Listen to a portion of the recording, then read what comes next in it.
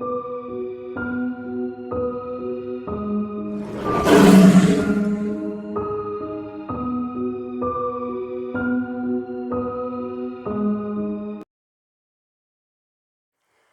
all started on 4chan a few years ago, around 2006, and an anonymous user on 4chan left a post on one of 4chan's forums. It said, "Hello, I worked hard on this game, and please play it. It was really fun." It was also included a link to a .rar file on the Mediafire.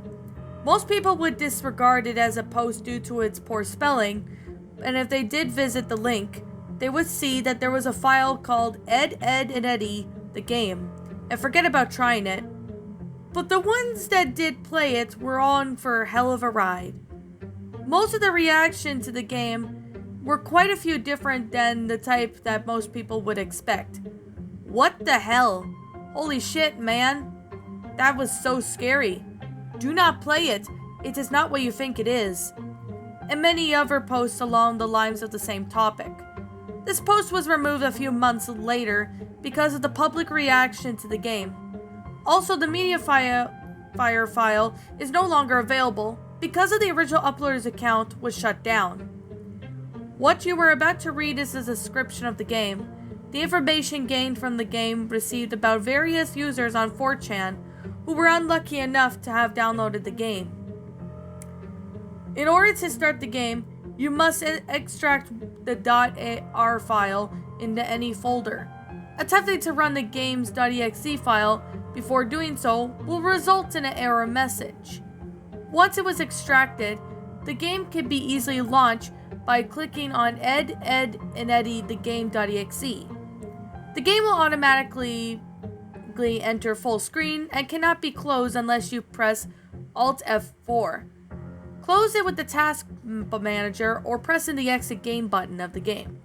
The game starts as what appears to be a poorly designed fan game. The title screen was an edit of the screen cap of the show that had the words "play game," "exit game," and "the game" are all edited into more than usually using Microsoft Paint. The game and exit game are clickable and do exactly what they say.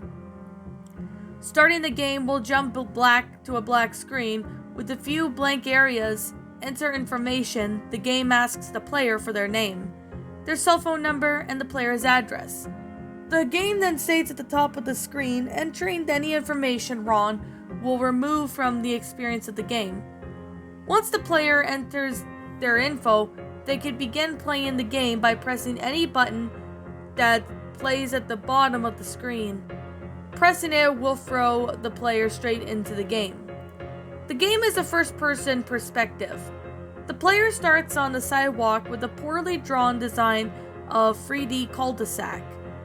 The game music is an endless loop of Ed, and Eddy opening song, and at the bottom of the screen there is a white text that acts a dialogue of box of the game.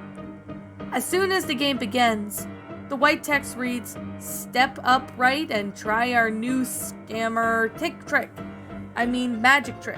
Only 25 cents. The game doesn't give the player any directions on how to play the game, so they just fiddle with the keyboard until they figure out the controls. WASD were used to control the movement. The spacebar was used to jump, and moving the mouse moves the camera. Movement is slow, and jumping is floaty. It doesn't go very high. Once the player figures out how to control the game, they'll eventually move forward towards the middle of the cul-de-sac, where a few characters and other objects were visible. In the center of the cul-de-sac are flat models of Ed, Eddy, and Double Ed and Eddy, Jimmy, Kevin, and Sarah. The models are simple, flat models that are always facing the player no matter what, where the player stands.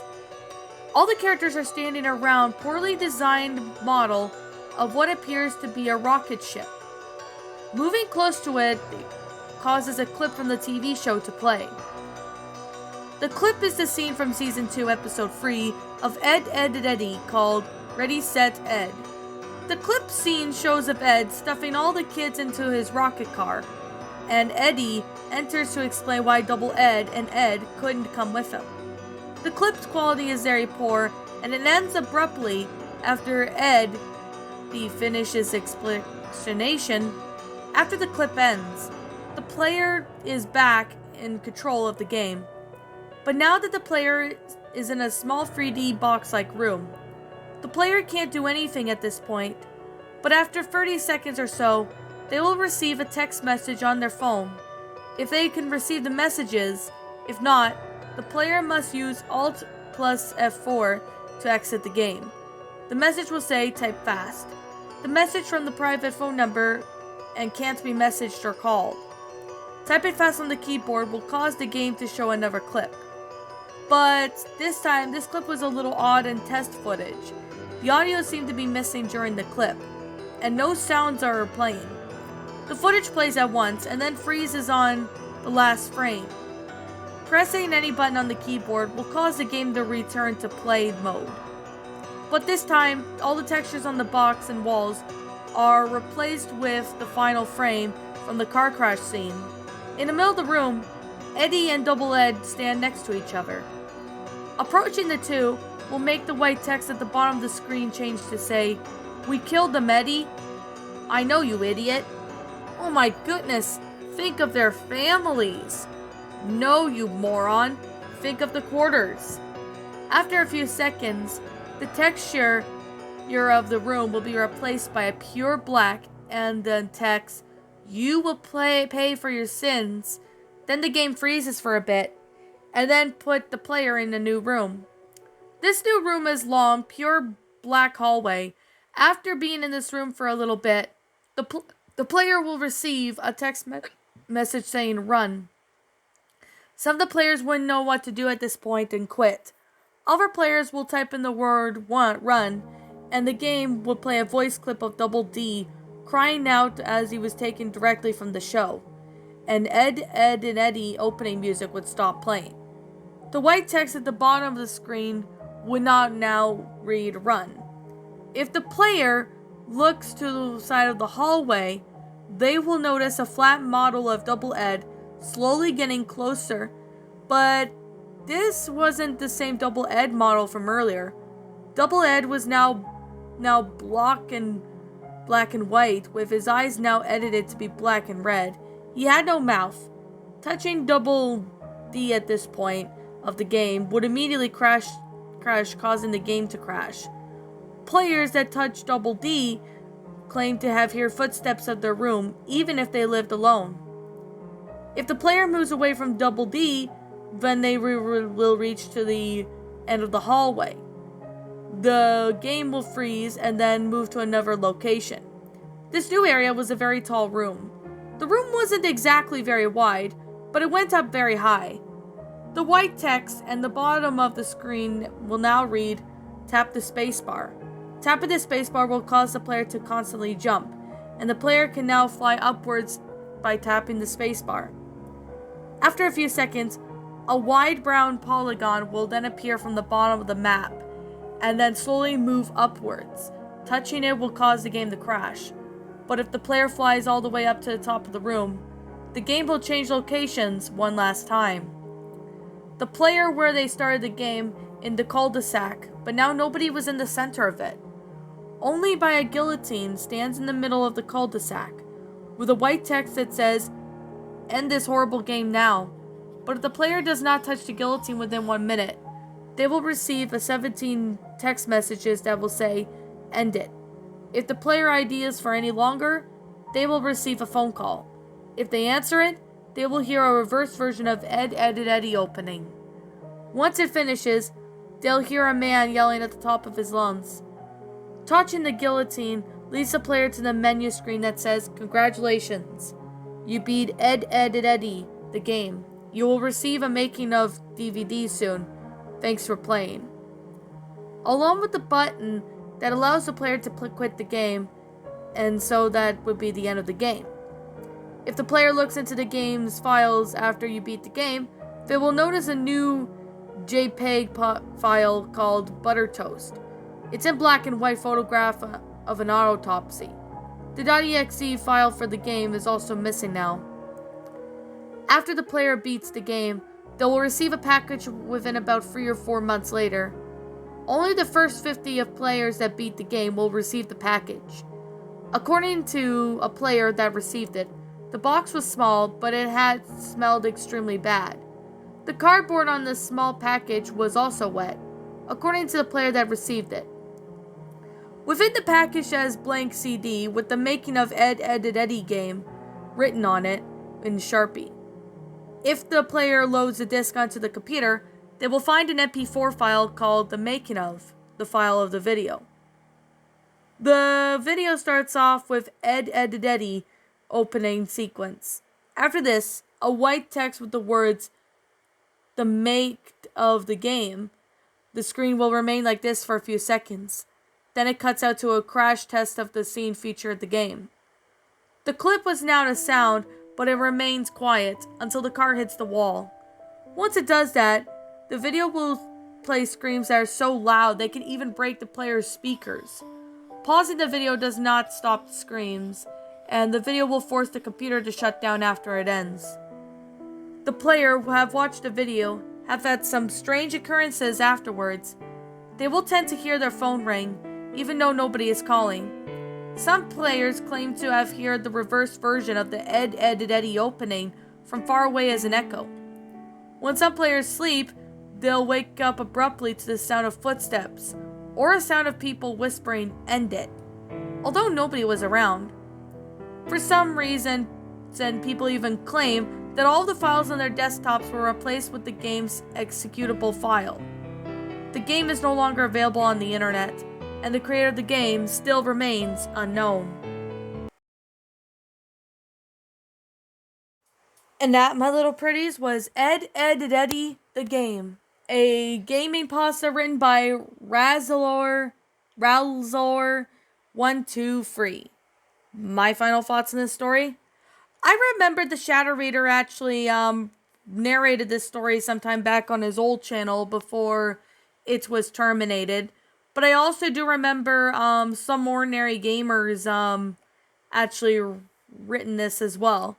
So I could definitely say this story honestly sounds like a pretty interesting concept. But before that, I am going to say what I personally thought that this game was. So with that being said, I guess we should just get started on the things that I really do thought that this story was really good. I really do think that, this gaming pasta was actually well made, and it also is a pretty believable in a sense, especially with, how well this story is. Now, I did somewhat read this story back in 2019, but never had the chance to read it.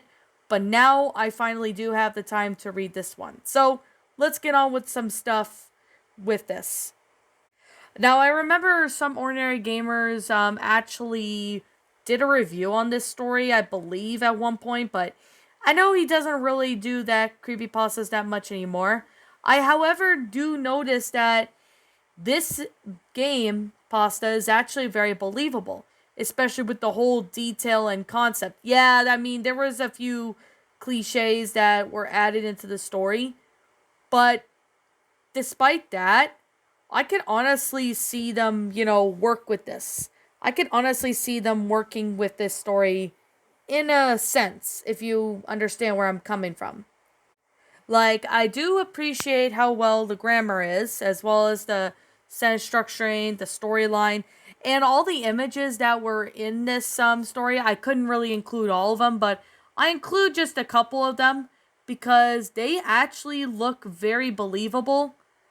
And I honestly could see they're actually very believable in a sense. I mean, I could honestly see someone, make this game just to, try and, make kind of like a shit game or shit post for people to, give a check on this game.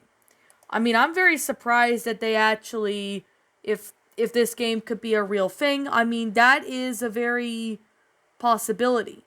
I honestly have a feeling that this could be a possibility. I mean, I'm not saying that actually will be the case, but I mean, I can honestly see anyone make a game similar to this or actually like this. taken from the screenshots that were added into it, I honestly thought that this was believable and pretty enjoyable. So to Ralzor123, awesome job with this story. Great job with this story. If you happen to come across this video, feel free to comment down in the comments below, because this story was honestly fantastic and I honestly thought it was interesting. I mean, if I could find this game, I wouldn't mind really playing it, but I don't want to have to, download it if it's going to mess with my computer, because, I'm kind of skeptical about that, because you never know when you download some files and that, yeah, some of that can really mess up with your computer. That's kind of why I'm more careful on when it comes to downloading.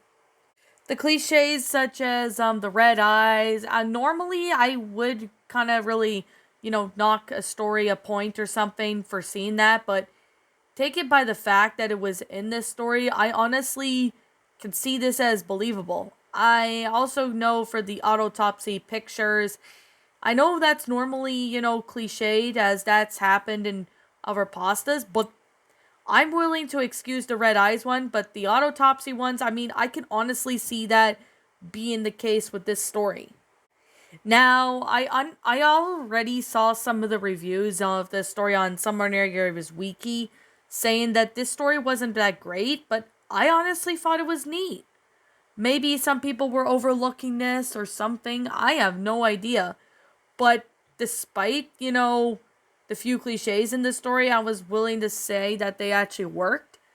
I honestly can see this being a very believable and well interesting pasta. It's kind of sucks that not a lot of people really seem to, bypass it or something, because this story honestly was quite good. But with that being the case, that being said, I honestly really recommend you read this story. I mean, I will be doing more pastas like this if I can find some. But yet again, this is going to be, that's going to be just here or there. But I guess with that being the case and with that being said, yeah, this is just simply my own personal opinion. And if you happen to disagree with me, that's perfectly okay too. I'm perfectly fine with your own opinion, as we're all entitled to our own opinions regards to these pastas, and this is simply my own personal thoughts. My final rating of this story is definitely a 10 out of 10. Maybe not the best pasta, but I definitely would have to say, this story was not too bad. So, with that being said, I'm giving this a 10 out of 10. A pretty good pasta. It's definitely well made, and I honestly thought this one was pretty cool. So, I guess with that being said, what did you guys personally think of this story? Did you enjoy it? Did you not? Also, what you have done personally to help make this story a lot better? Feel free to leave me what your thoughts are down in the comments below. I'm the Queen of Lions. Thank you so much for watching today's episode. If you're new to this channel, be sure to like, comment, and subscribe, because I make brand new videos every single day.